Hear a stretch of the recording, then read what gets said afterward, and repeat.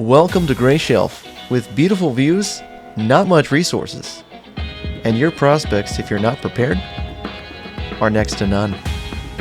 That said, the idea for this base build is going to be called the Wall, and it's just a giant wall to keep out these southern Hivers who are going to be attacking all the time. So we're using the biggest, strongest walls, defensive B. We're using pontoon bridges to straddle it. We're going to have some stairs, and we're going to have a bunch of turrets with, of course, a kill box because we're going to need it. Only 8 dudes, not leveled up really a whole lot. And after we build the defensive part, then we're going to worry about the other stuff because of where we're at. You know, sandwich between the Royal Valley, Stokes, Gamble. You can have raids by quite a lot, but mostly southern Hivers, guerrillas don't really tend to bash down the gates. Now, what you're going to want to be aware of when you're placing these stairs and bridges, the CM Bridges mod for this stuff, is while you can use slope ramps like this, it's usually better to use the stairs themselves as they do provide some structural foundation, right? What I mean by that is oftentimes you'll find yourself manning turrets on the wall, you save and load your game, and all of a sudden your characters have phased through what you thought was ground to the ground below, and are now getting beaten to death by southern Hivers or whatever you have in your area, maybe Hunter Bandits or Lynches, etc. So building stairs allows you to, one, secure that, transverse, that travel between areas better, and it also allows you to, have a certain look. Now the ramps, they do work, but stairs are a lot easier to use, so I use those instead.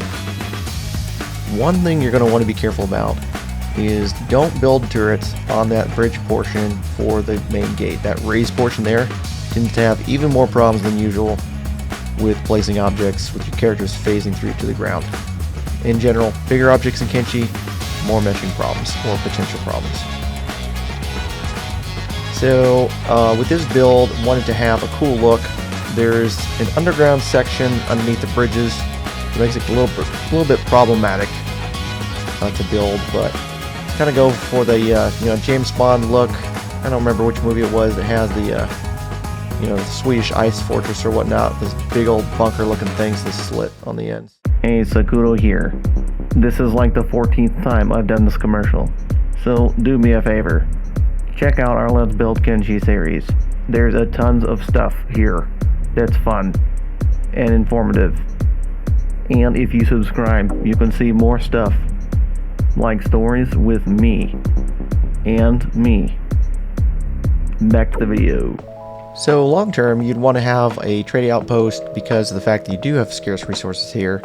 You can have some economy mods, but in general, if you build a shop counter in a building, you'll have people visit it. And vanilla Kenshi, I think you can only really sell like medkits, maybe grog, trade goods like that. Of course, food.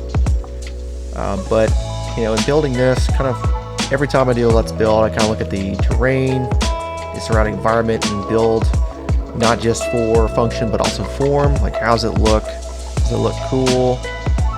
And kind of base the building, the whole base build around that. So when you're building the wall sections, of course you want to avoid individual sections, because if you ever have to go back and correct anything, having one unified segment is better than 6, and you're having to level that. So looking at this, I'm looking at, okay, see that? Oof. 1 segment versus 6. You definitely want the 1 segment. A lot easier to work with. This is a perfect example of why you want to be careful when you're building large objects in Kenshi.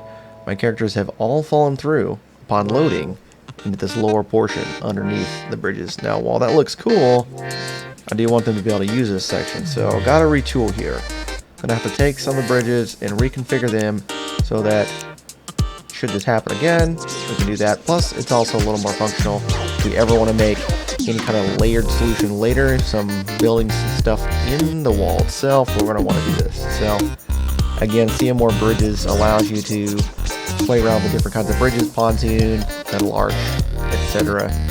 Now, you always want to build bottom up, but if you do find yourself in a situation where you've built a wall like this or another structure and you're just fall through and trying to figure out where to place stuff, you can use the free cam look key, the tilde key, right by the L key, to place your objects without worrying about the jumping between levels.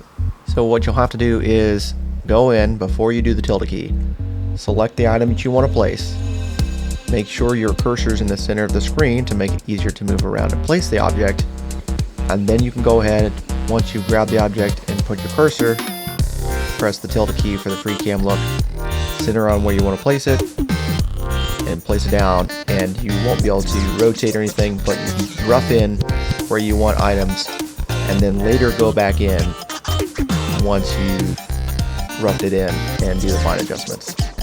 And one cool aspect about having multiple levels is you could make sewers in your city. If you wanted to, you could have like an old town, and then the new town built on top of the old town, and have some lanterns and whatnot to really give it like that roleplay feel. Okay, slight change of plans. Given how this whole area is about these guys attacking you, and I don't have enough folks that are, you know, power leveled and whatnot, I'm just going to, I've reconfigured the whole base to be a wall, just like the name. So we've got this lovely welcoming area for our guests. That's a modified kill box, essentially. We've got little 2 bridges, some lights, a bunch of auto turrets. We only have 8 folks, so I have to just give them the best, and we'll see what happens. Gotta add some more lighting, but we've got some clear indications as to why this is the best strategy over here, as these guys literally just kill everything, you know, unless you're just you know, just good enough. But this squad is not good enough, so. Once we've established that we're secure in this base of ours, we can start doing some stuff, but in the meantime, let's add some lights. So, a good choice is always the searchlights, as it allows you to see the massive hordes of southern hivers that are inevitably going to come and try to bash your skull in. So we're just going to place it at in even intervals here, all over our base, high and low, for security. We've got a dumb southern hiver here wanting to check out our decoy, what we were going to use for trading places. You know, a little trade part of this outpost. We're just going to use his decoys now, so he'll just, like an idiot, just go and, you know, sit here and wonder, you know, what the heck's going on. We can't even really see any in here because it's not properly loaded in. So if you ever want to know what a Kenshi Purgatory Hell looks like, it's partially rendered interior. There you go. This guy's just kind of frozen there. Nah, it's just because when you're not in there, it doesn't render properly unless you're in the F12 menu in the interior mode. So, let's see, do we have any? They figured out where our main gate is here. Here's our setup. So we got a nice view here. Oh, there we go. We got a party going on over here. Let's see how they do. Oh, this guy limbing off. Oh, he's downed. All right. Let's go. Keep mashing that huge steel concrete abomination. Yep, you go. There's another one down. Oof. Not looking good for the Southern Hiver team here. Let's see. They're swinging their little jagged pole arms. That's the word, pole arms. Oh, that one's got a crossbow. He thinks he's going to do something. Let's see what happens. Oh, I don't think the crossbow guy won. Nope, he's down. This guy partially phasing through the wall, thanks to some interesting mechanics, but he's still bashing on it. This guy, a crossbower, deciding to basically bear it all here with his shot. Oh, now going back to the crossbow. I mean, pole arm. And he's downed. Alright, we've got another Southern Hiver here. Let's see how long they can last. Here we go. Got a beautiful view here of what they would be looking at if they bothered to look behind them. Nice vantage point at these double bridges. So if you're looking for another way of absolutely decimating folks, you're tired of the standard setup, this is the same kill box, just looks different. I think it kind of looks cooler from this angle as opposed to above. Now, if you're picky, you can say, well, you can add some supports here if you really want to, or just say, hey, it's all based on this bridge stuff that is connected to the ground, so close enough, which is what I'm going to use for this. So you got this peaceful night in Kenshi. Stars above. Really just... You hear that? That's the sound of no more dumb Southern Hivers attacking my base. This is why you use turrets. This is why you turret. It's truly beautiful. Just take a listen.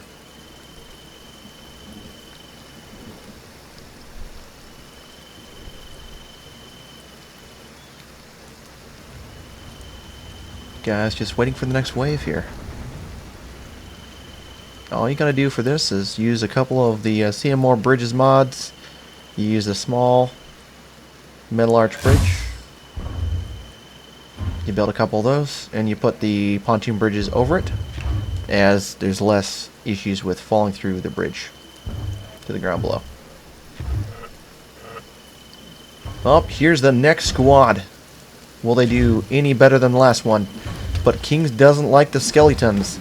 These guys are so stupid they don't realize that not all of us are skeletons. But hey, close enough. I mean, most of this squad is actually skeletons. So, yep. They're really giving it their all here. Just mashing on that gate.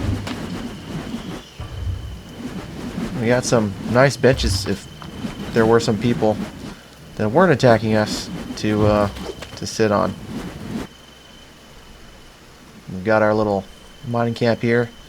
Realistically, we'd just be making ammunition all the time. And would have a workforce here just making ammo. There's our little packaroo here. Just chilling. We need to give this guy a little shelter, but for now we're just establishing our little wall section here. Decided that level 3 on the back end would kind of look cool. So we got our high-powered searchlights showing off, even with darker nights and all that jazz, the luminosity you can get. So those are definitely worth doing.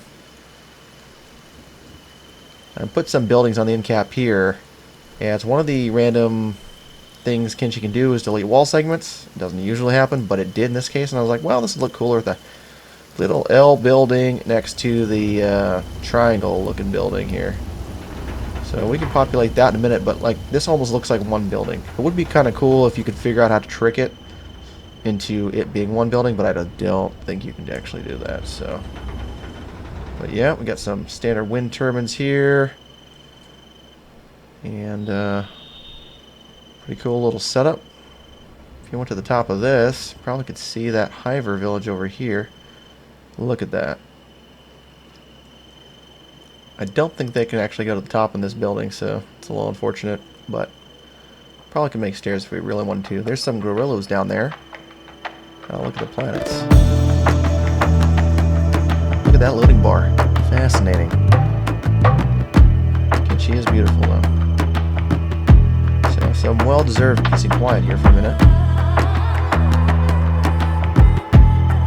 And our neighbors to the right here are probably kind of upset. Let's take a little look-see. They're probably sending some more reinforcements based on that noise I just heard. The turret going off. There's their little other village over here. One of them is a Hivers claimed armory, which is what I think we're looking at. Yep. There's that S-type outpost there. So, got a little...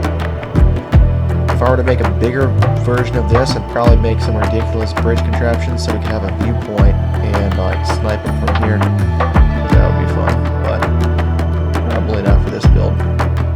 There are ways you can build with this terrain. Just be aware. If you watch my Tallest Towers video, it talks about the difficulties in building this kind of terrain because a lot of it's for looks.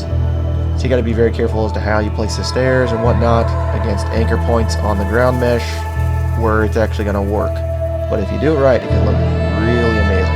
Let's check in with our turret, guys. So this doesn't look, you know, you just got to imagine this is a little bit closer because there weren't any actual blue points. But the good thing about the bridges is you don't, unlike most structures, you don't need to anchor to the blue points in order to place it. So I just place a little bit far back. The game's just saying, yeah, close enough, but thank goodness. But you can actually get that closer to the edge and to make it look a little more realistic. We got one determined Hivers here for the king, for the queen, for my stupid, idiotic brain. Yes. That's what I'm doing. Oof. Let's do another hit. Wham. I'm gonna get it. Any one of these hits now. I'm gonna take them out. Let's see here. I wonder what the gate condition is. Let's check it out. 315. Well, they are making good headway. That is pretty impressive. We might have to take one of our engineers here. Oh, they're dying. So, here's a public service announcement. If you have a kill box and you have people opposing each other, apparently they can still shoot each other, or it's probably this person shot that person, so that's super cool. Gonna need to get someone on here to repair them.